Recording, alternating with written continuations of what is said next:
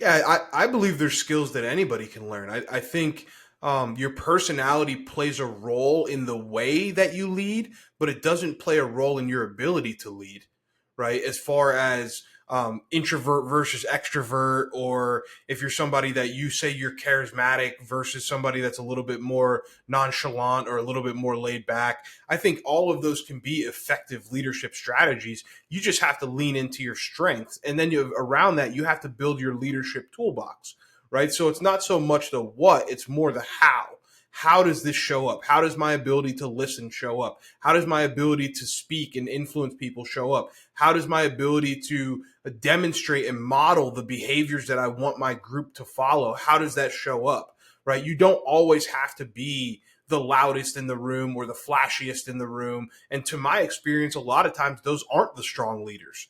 To a lot of times, the best leaders that I've been around, I love leaders that I call quiet strength. I love leaders that are laid back and nonchalant, but when they speak, it holds power, right? When they speak, it holds that influence, and they speak with their convictions. They don't say more than needs to be said, right? And sometimes as leaders, we get in that trap of we talk to hear ourselves talk because we feel like we should, right? I love those leaders that might sit in a meeting and just listen for 30 minutes. And then at the end, they say one thing, and it's the most powerful thing that you hear throughout the entire meeting because they've been listening the whole time. They've been digesting the information. They've been thinking, right? And so, again, to your point, I think all of these are skills that you can build. You just have to know how they're going to manifest when they play in and when they mix with your personality. And so if you think about it, even for me, I'm a little bit more outspoken. I'm a louder kind of person. I have a high energy level. And so when I lead, that's my particular way of leading. But when I was building staffs around me and other leaders that I wanted to help lead a team, I was hiring people that were much more laid back. I was hiring people that were the opposite of me because I think that, in my opinion, you should have a well rounded leadership team. You should have a leadership team that has different traits and people that are the opposite of you because not everybody can be led the same way. Your preferred leadership style is irrelevant if the people around you can't be led that way. Hmm. And you know what? We've had guests on in the past that have talked about culture index, personality types, and building strong teams of complementary, albeit very different personalities and skills. It's funny you mentioned that about the granite leadership type, the one that's less spoken on me.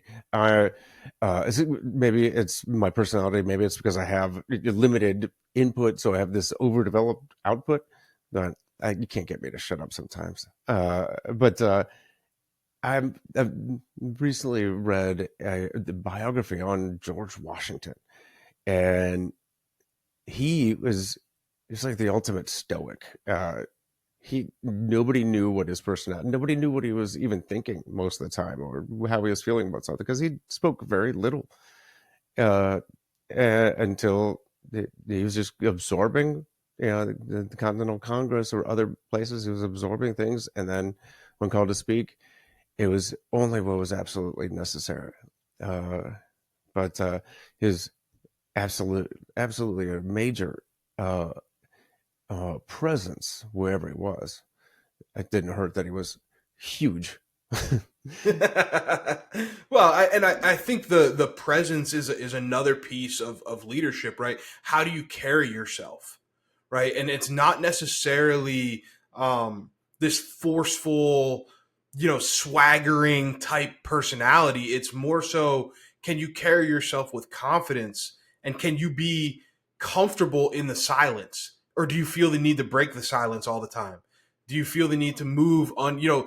They say wasted movement, right? Like I look at people's body language and I look and see like, oh, he's fidgeting or he's moving around. Like to me, I'm like, no, can you sit in the silence and sit in the stillness and then command the room when you need to, right? Like I think that's a really powerful dynamic to have, right? And the ability to navigate space well and understand how to utilize a room, right? So one of the things that I do personally is like when I give a workshop, I'll go in before the workshop and I set the room up the way I want it. I don't care how the event coordinator had it set up. I'm going to set it up the way that I want it for maximum impact. I'm going to set it up the way that I want it so that the people in the room feel that connection, so that I can utilize the space to my advantage, and so that I can utilize, what I can remove barriers between me and the people. I can make sure that they can see my feet, my hands, everything about me. There's nothing in between us, right? And so I think great leaders, some of them do that subconsciously and are really good at navigating space and navigating body language subconsciously.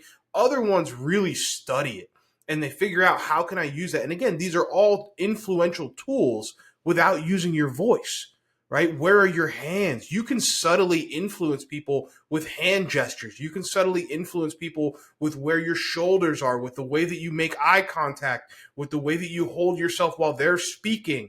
All of these things are influential tools that you can use. And I think great leaders get really good at that. And that's why you see phenomenal leaders that have a really high emotional intelligence as well. They get really good at reading rooms and reading people and making people feel comfortable. If you look at Barack Obama, he did a phenomenal job of this. All of his public appearances, there's actually a cadence to the way that he interacts with the host or the audience that he's coming on as soon as he gets on stage, and he repeats it every time. And it's always a self-deprecating joke, so he makes fun of himself. He compliments either the person he's meeting or the audience, and then he removes some sort of barrier between him and the person. So right there, he's setting it up to where he's equaling out the power dynamic so that that person feels comfortable enough to talk to him. Now, is that power dynamic truly gone? No, he's still the president of the United States. He's the most powerful man in the free world, right? So there's still that natural power dynamic, but he doesn't need it to be enhanced by environmental factors because he knows that it's there. And that's confidence, right? That's the ability to come down to a level playing field with people, knowing that that power dynamic is already there. So if you're a boss at a business, do you need the desk between you and the employees when you're having a meeting, or can you sit at a table where you guys are, next to each other?